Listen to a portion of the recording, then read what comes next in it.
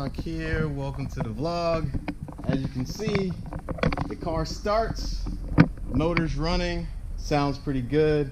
The only thing is it's basically open header. It's not attached to the exhaust. And let me just say, this motor has been a hassle. The install, I should say. So when I got the motor in and I tried to start it up, it was basically leaking fuel everywhere. So the fitting to my aftermarket fuel pressure regulator, basically it's old. It's at least about eight years old. It was just leaking fluid. So I thought I could tighten it up, but it's actually the joint that actually cracked. I have no idea how it cracked, but so I couldn't use that. So on top of that issue, I basically was like, look, I'm not gonna order a new fitting, not yet. And I was like, I have the stock fuel pressure regulator and I just need to make sure this car runs. So I did a little bit of jerry rigging. As you can see, this is not the final presentation of the motor. I was basically thinking to myself, there's no point in getting everything pretty and all straight and I have an issue and then I gotta take it all apart again. So I just put it together really quick. Took a stock fuel pressure regulator, attached the line to the return, and it runs. So there's a few issues that need to be taken care of. Main issue is the exhaust. I need to figure out what to do for either just add an extra pipe, like a test pipe, or a resonator. Let me see if I can get underneath so I can show you guys how big of a gap it is. So I'm gonna slide underneath real quick and I'll show you the gap. So there's the header, and then right there is my exhaust. So it looks like a pretty big gap. A resonator probably would fit there, but I'm not sure. So I don't want to order a resonator and it be too big. So I'm probably gonna take some measurements to make sure before I order it. Then it means I got to order flanges, fittings, and get it welded and have an exhaust shop do all that. So with that being said, let me talk more about the headers. The headers fit great. One thing that I already knew, you got to extend the O2 sensors. So I haven't done that yet. The wiring for the O2 sensors, I can't solder it. Well, the solder I have is not hot enough. It can't get the wires hot enough. Apparently that these wires, they're made out of stainless steel, so they wick away heat, and you really have to heat them up to get it to work. So, and typical wiring has copper. So copper wires are easy to solder. So when I was trying to solder it, the solder would not take to it. So a lot of people say you can either scrub it off or you can get a bigger solder just to heat it up and make it work. So I have to extend them because basically the O2 wires are not right. The O2 bungs are not there. They're literally under the car. So that's one issue I also need to take care of. I'm gonna order a fitting so I can use my aftermarket fuel pressure regulator. And I'm actually gonna change the mount. See, it's right there right now, but I'm actually gonna mount it to the rail directly.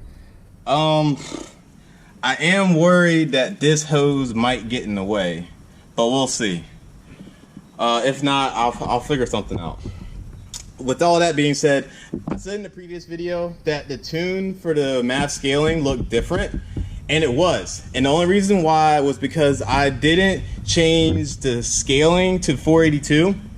And there's like a little equation you can find on the Evo forums, and it just changes the numbers so they're like they read in hertz and you can actually log it. So I totally forgot about that, so I changed that as well. So with this throttle body and intake manifold, so this is where it sits right now. The cable attachment back there isn't in the greatest position, so I'm either going to rotate the throttle body and make an attachment back there somewhere, and the wiring is getting in the way as well. So that's another thing I'm also going to take care of. I'm actually going to go through this wiring and kind of move it out of the way because it's just kind of cluttered right there and it's getting in the way.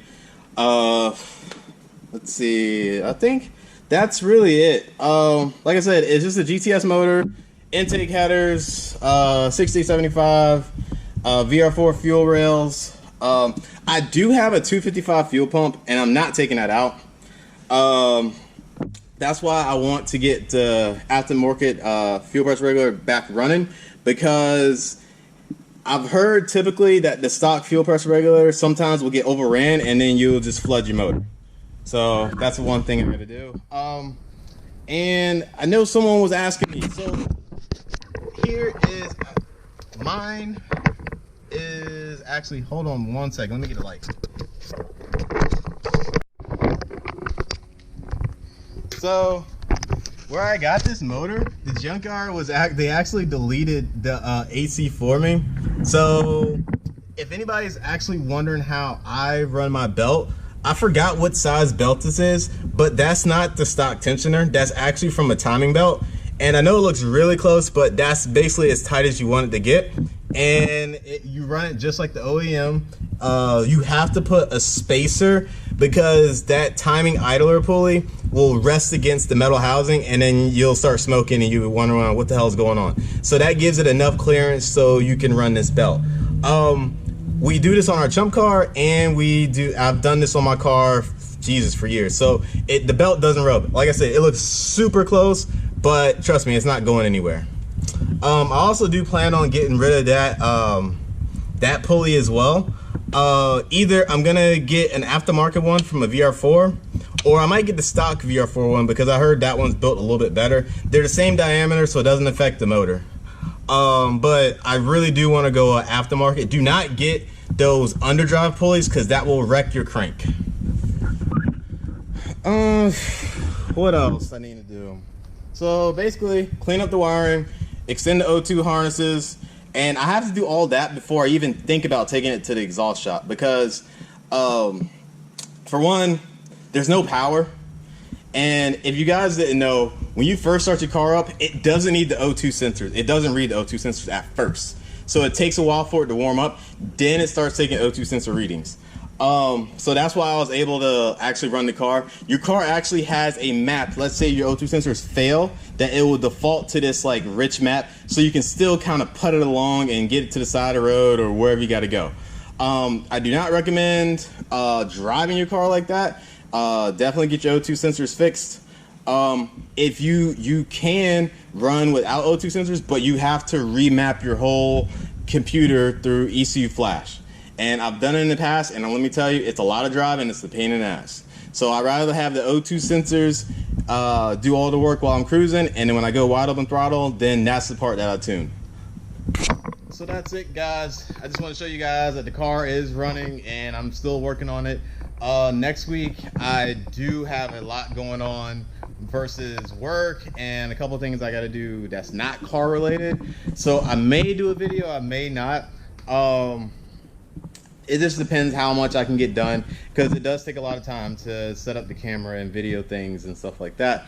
But the exhaust won't be done by that time. I still need to take a few measurements, and I don't want to order anything just yet. So next week I'll probably get the O2 sensors done, the fuel pressure regulator. I'll probably start working on that, moving the wiring around and make sure that looks good. And then I will probably see if I can order exhaust or figure out a solution. So I may do a video, I may not. It just depends. Other than that, I will show you, I do have this resonator that I'm very tempted to hack off, but I don't want to ruin this this header setup because it's one of my favorites, and this is for my Myvec and 6075 setup, but may have to sacrifice it. But other than that, like and subscribe. Like I said, follow me on Instagram, tcroc30. If you guys have any questions, or actually, here's a good idea. Give me some suggestions of what I should do. Should I do a test pipe, which will be loud as hell with these headers? Or should I do this ultra quiet resonator, which the car will still be loud at wide open throttle, but it keeps it very mellow at idle and basically cruise speed. This car won't be cruising. It's a track car, so it's gonna be wide open throttle most of the time. There's not a big weight difference. I think this was just like 5 pounds. And I think like a test pipe maybe is a couple pounds as well. So that's not a big deal. I'm also going to weigh the car eventually to see what the big difference is between the motors. I know in the past people said that the motors weigh, I think it's like a 20-pound difference, which is kind of crazy that the 3.8 isn't that heavy. But yeah, I'll see you guys next week, and like and subscribe.